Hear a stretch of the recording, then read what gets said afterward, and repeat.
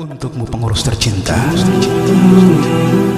jika kamu berada dalam struktur organisasi, kerjakanlah posisimu sebaik mungkin. Tak perlu merasa tak dihargai karena tak ditampilkan. Organisasi itu seperti pohon. Jika posisimu sebagai batang, maka jadilah batang yang kokoh untuk menopang pohon itu. Jika posisimu sebagai cabang, maka jadilah cabang yang mampu menggandeng setiap ranting dan daun. Jika posisimu sebagai daun, maka jadilah daun yang rimbun, supaya pohon bermanfaat untuk menaungi orang kepanasan.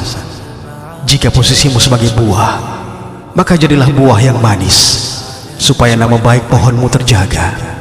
Jika posisimu sebagai bunga, maka jadilah bunga yang berkah indah, supaya pohonmu terhiasi dan dikenali orang. Bahkan jika posisimu sebagai akar, maka jadilah akar yang kuat mencengkeram tanah, demi tegaknya seluruh struktur pohon tersebut. Maka hendaklah semua anggota menanamkan rasa tanggung jawabnya, supaya tak saling iri terhadap satu tubuh.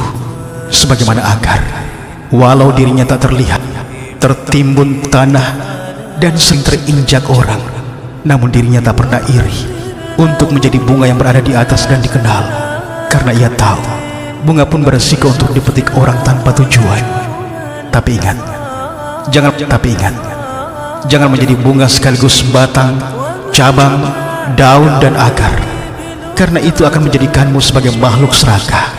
Maka bersyukur dengan apa adanya kita dan apa yang sudah kita punya. Salam hangat Wahda Islamiyah.